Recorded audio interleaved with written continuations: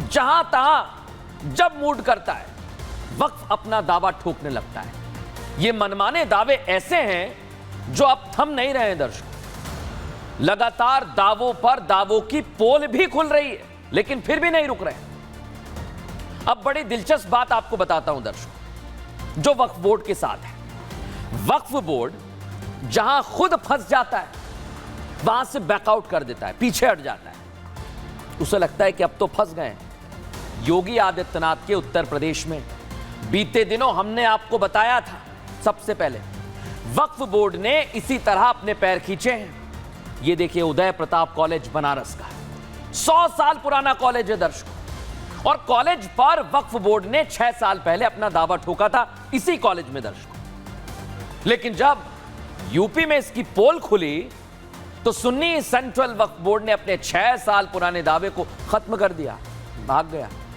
हाल ही में बोर्ड ने इस संबंध में एक पत्र भी जारी किया है दर्शकों, जिससे ये साफ हो गया। ये देखिए वो पत्र भी आपको दिखा रहा हूं। अब जमीन पर वक्फ बोर्ड का कोई दावा नहीं है, इस पत्र में लिखा हुआ है।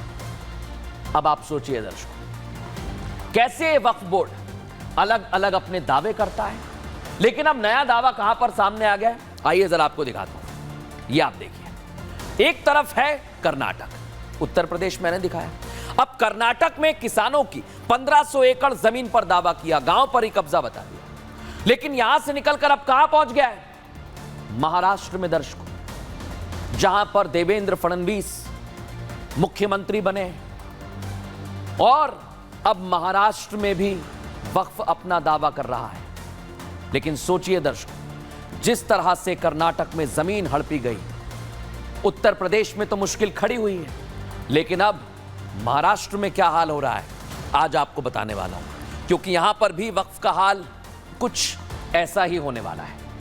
महाराष्ट्र के लातूर में दर्शकों, किसानों की अपनी जमीन पर, जिस जमीन से वो अपने परिवार का पेट पालते हैं, उनको अचानक झटका लगा। वहां के 103 किसानों के पास एक नोटिस आ गया। यह नोटिस है महाराष्ट्र वक्फ बोर्ड का। वक्फ बोर्ड उन्हें नोटिस भेजता है। अब मैं दर्शकों आपको यह भी बताता हूं कि उस नोटिस में क्या लिखा था और किसान एकाएक क्यों घबरा गए, क्यों टेंशन में आ गए। आइए जरा आपको बताता हूं। यह देखिए, महाराष्ट्र वक्फ बोर्ड पर किसानों ने गंभीर आरोप लगा दिए हैं। क्या आरोप? किसानों की जमीन पर कब्जे की कोशिश करने का आरोप लगाया जा रहा है। वक्फ बोर्ड ने लातूर के 103 किसानों को नोटिस भेजा। 300 एकड़ की जमीन पर वक्फ अपना दावा ठोक रहा है दर्शकों, और किसानों का वक्फ की संपत्ति नहीं होने का दावा अब सामने आ गया है। किसान दावा कर रहे हैं कि यह तो उनकी पुश्तैनी जमीन है, वक्फ कहां से आ गया। लेकिन वक्फ कह रहा है कि ये तो हमारी है। किसान कह रहे हैं कि पीढ़ियों से जमीन पर हम खेती करते हैं, अपने परिवार का पेट पालते हैं, तो वक्फ एकदम कैसे आ गया। मामला महाराष्ट्र स्टेट वक्फ ट्रिब्यूनल में अब चल रहा है दर्शकों, और मामले में अभी तक 2 सुनवाई भी हो चुकी है। सिर्फ इतना ही नहीं, अगली सुनवाई 20 दिसंबर को होनी है। अब आप सोचिए दर्शकों, एक तरफ वक्फ बोर्ड है जो बड़े बड़े दावे कर रहा है, दूसरी तरफ किसान कह रहे हैं ये तो हमारी पुश्तैनी जमीन है। लेकिन क्यों लातूर के किसान इतनी मजबूती से अपनी बात रख पा रहे हैं, आपको पता है? क्यों अपनी जमीन को वो अपना बता पा रहे हैं? इसका कारण है दर्शकों, राज्य की महायुति सरकार। जबकि दूसरी तरफ, अभी मैंने आपको कर्नाटक की तस्वीर दिखाई थी ना, 1500 एकड़। कर्नाटक में किसानों को मजबूती नहीं मिल पा रही है, वहां परेशान है किसान, क्योंकि वहां कांग्रेस की सिद्धारमैया सरकार है, और कांग्रेस सरकार किसानों के लिए स्टैंड नहीं ले पा रही है। ये आरोप लग रहे हैं। लंबे समय से वक्फ से अपने हक की लड़ाई लड़ रहे हैं, लेकिन अभी तक इंसाफ नहीं मिला है दर्शकों। लेकिन आप सोचिए, महाराष्ट्र में फडणवीस सरकार है और किसानों को उम्मीद है कि उन्हें न्याय मिलेगा। रिपोर्ट दिखाते हैं।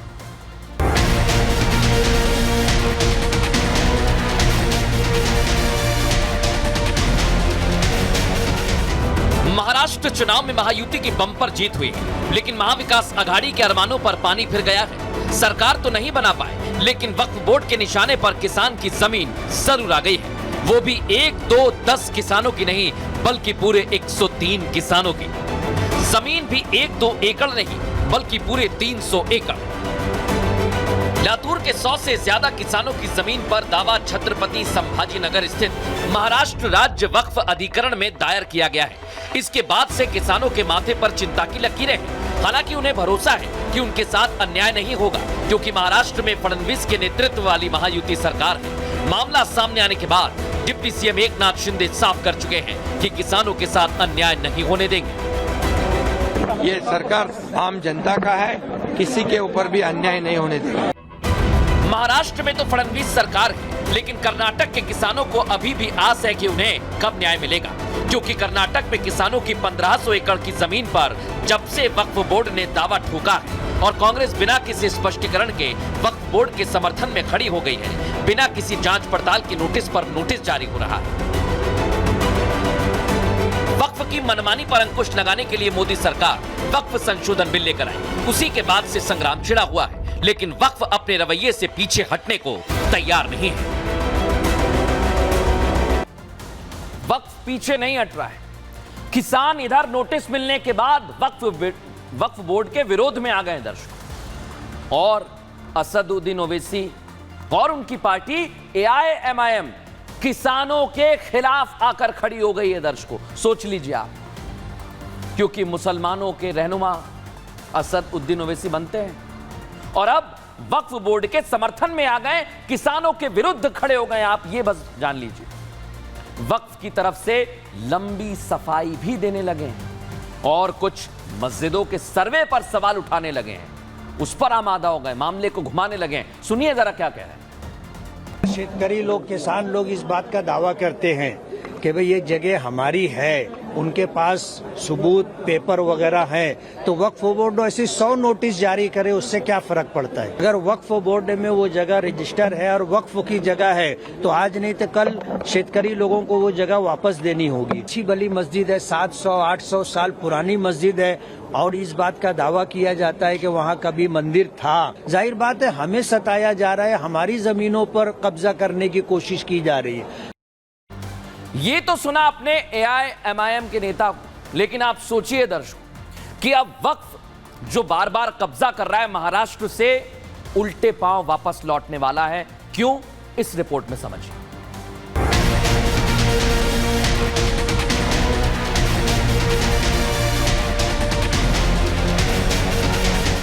लातूर में किसानों की जमीन पर वक्फ ने अपना दावा ठोका तो कब्जा नीति के समर्थन में खड़े होने वालों की लाइन लग गई।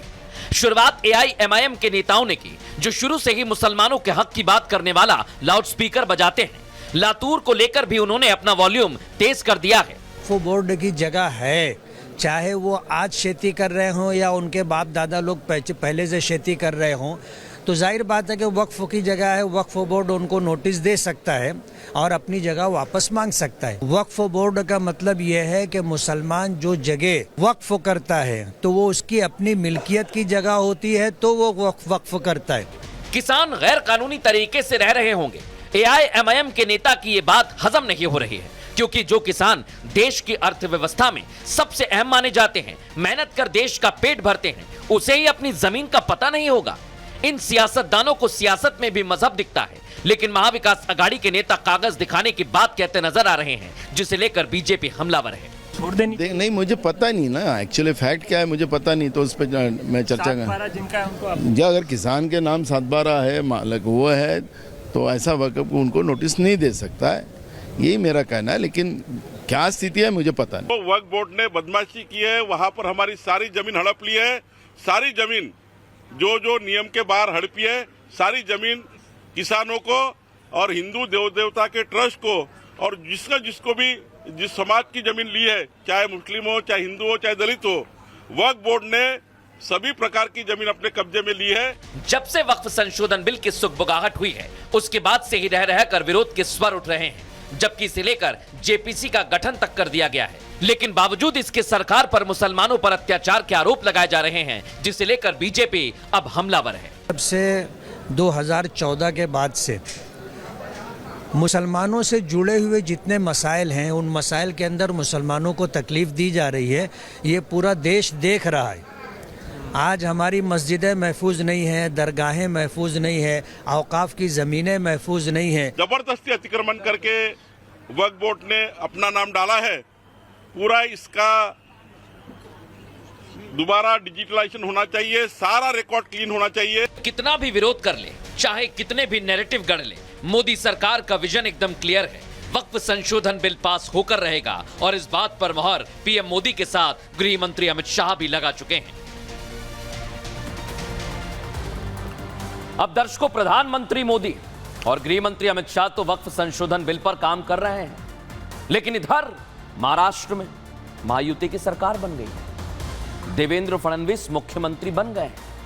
सरकार बनने से पहले हर उस मेहरबानी पर सख्त रवैया अपनाना पहले ही उन्होंने बता दिया कि हम करेंगे, जो आगे आने वाले समय में गले की फांस बन सकता है, उस पर एक्शन लेने की तैयारी है। इसलिए आज हम कह रहे हैं दर्शकों, जो बड़ी मेहरबानी की जा रही थी वो अब बर्दाश्त नहीं की जाएगी। लेकिन क्या हो रहा था दिखाता हूं आपको। महाराष्ट्र में वक्फ ग्रांट को लेकर घमासान मचा हुआ है। सरकार गठन से पहले राज्य वक्फ को फंड दिया गया और सरकार ने वक्फ बोर्ड को 10 करोड़ रुपए दिए।